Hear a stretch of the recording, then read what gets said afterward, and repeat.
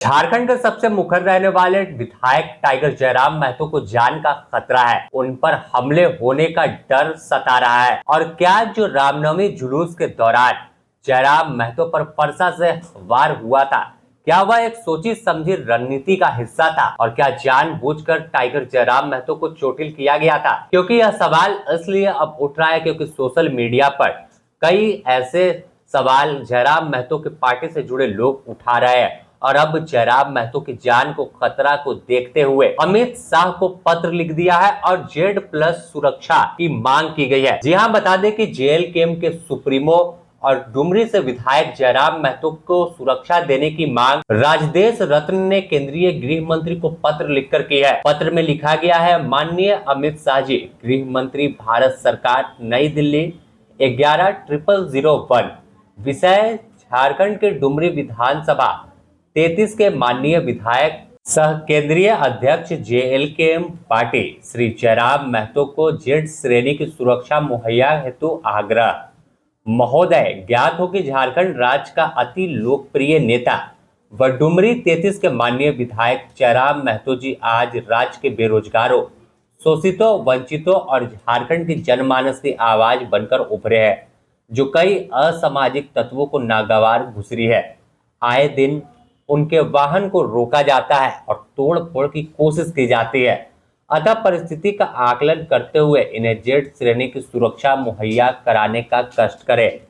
यह पत्र राजदेश रत्न की ओर से लिखा गया है, जो केंद्रीय सचिव सह विधायक प्रत्याशी धनवार रह चुके हैं। ऐसे में अब जिस तरह से जयराम महतो की सुरक्षा को लेकर सवाल खड़ा हुआ है और जिस तरह से जयराम महतो पर कई तस्वीर सामने आई थी कि हुआ हमला कर दिया गया, गाड़ी रोक दिया गया, तो ऐसे में अब केंद्रीय गृह मंत्री से गुहार लगा रहे हैं, ना कि बल्कि अपने खुद जिले के SP या अपनी सरकार जो झारखंड में है हेमंत सरकार से, उन्हें न पत्र लिखकर डायरेक्ट Z श्रेणी की सुरक्षा मुहैया कराने की मांग कर दी है। इसके बाद कई तरह की चर्चाएं शुरू है कि क्या जयराम महतो अब लग्जरियस लाइफ जीना चाहते हैं।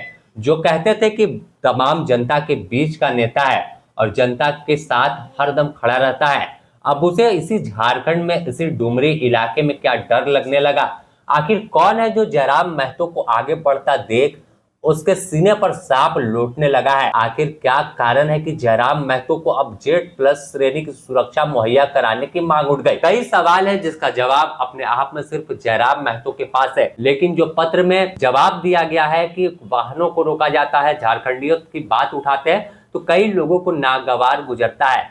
ऐसे में अब इस पत्र का क्या जवाब आता है, कैसे पूरे मामले में आगे गृह मंत्रालय बढ़ता है, यह तो आने वाला वक्त बताएगा, क्योंकि एक प्रोसेस होता है सुरक्षा जब किसी का बढ़ता है तो। लेकिन अब फिलहाल जब यह पत्र सामने आया है तो अपने आप में सवाल है कि क्या झारखंड में अब विधायक सुरक्षित नहीं है और उन्हें झारखंड में डर लगने लगा है? क्योंकि झारखंड की विधि व्यवस्था पर तो कई सवाल उठे थे, लेकिन यह पहला मामला है जब केंद्र सरकार से सुरक्षा की गुहार एक विधायक लगा रहा है और वह विधायक पहली बार विधानसभा का चुनाव जीतकर सदन तक पहुंचा है। तो फिलहाल देखना होगा कि आखिर क्या जयराम महतो किस तरह से इस तमाम चीजों पर अपना पक्ष रखते हैं और आखिर कैसे Z+ की सुरक्षा जो है वो मांग कर रहे हैं। तमाम चीजों को लेकर आने वाले दिनों में गृह मंत्री को जब पत्र गया है तो वहां से एक पत्र जो है SP को आएगा और SP फिर इन तमाम सुरक्षा कारणों का आकलन करेंगे और उसके बाद ही एक रिपोर्ट जो है गृह मंत्रालय को भेजी जाती है। उसके बाद फिर CRPF की जो सुरक्षा होती है वो उन्हें मुहैया कराई जाएगी या नहीं, इस पर अंतिम निर्णय लिया जाएगा। लेकिन फिलहाल अगर देखें तो 2 दिन पहले भी जयराम महतो के सर पर चोट लगी थी। शुरुआत में बात सामने निकल कर आई कि रामनवमी जुलूस के दौरान जो भाला होता है, पर्चा होता है, वो उनके सर में लग गया। लेकिन बाद में कई लोगों ने आरोप लगाया और सवाल खड़ा किया कि जयराम महतो पर जानबूझ के उससे हमला किया गया था, उन्हें भारी नुकसान पहुंचाने की कोशिश थी। लेकिन किस्मत अच्छी थी कि जयराम महतो को छूकर वह पर्चा जो था वो निकल गया। तो ऐसे में अब देखना होगा कि आखिर इस पूरे मामले में क्या कुछ बात निकलकर सामने आती है और कैसे जयराम महतो की सुरक्षा को लेकर क्या अपडेट और क्या गृह मंत्रालय अमित शाह क्या निर्णय लेते हैं। बने रहे थे न्यूज पोस्ट के साथ, इससे जुड़ी और भी अपडेट देंगे।